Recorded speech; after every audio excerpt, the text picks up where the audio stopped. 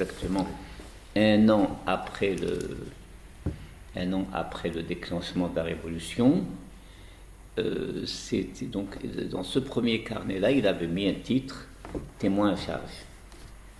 C'est vrai qu'il a remis au fur et à mesure. Bon, il écrivait ça dans des petits cahiers à dessin, dans des cahiers d'écolier, format 32 pages.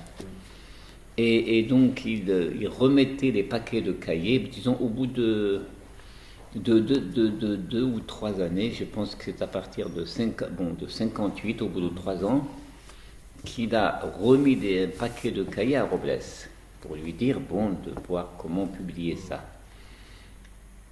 Et puis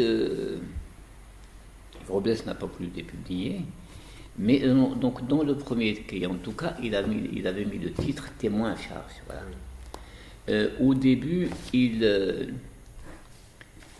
il racontait l'histoire, c'est-à-dire, vous verrez pour l'année, on voit que pour l'année 1955, quand il avait commencé à écrire, toute l'année 55, jusqu'au 28 novembre 55, il a raconté d'un trait, ou même avant peut-être, il a raconté d'un trait un petit peu ce qui s'est passé.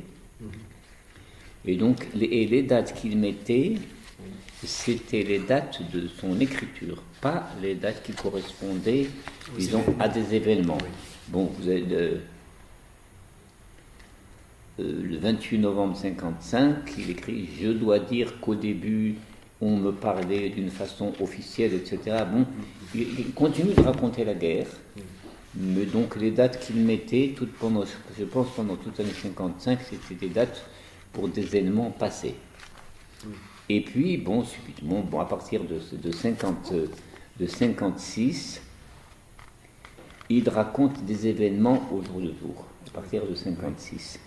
Il a changé parce que je pense qu'il n'avait pas, il sentait qu'il voulait écrire quelque chose, qu'il voulait raconter la guerre, il voulait prendre des notes sur ce qui se passait, sans doute pour écrire quelque chose après, mais il voulait fixer des choses.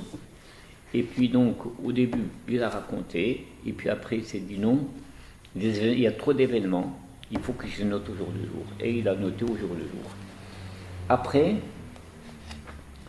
donc c'est l'année 56, 57 et même, et 57 surtout, ce sont des années très denses. Il a beaucoup écrit.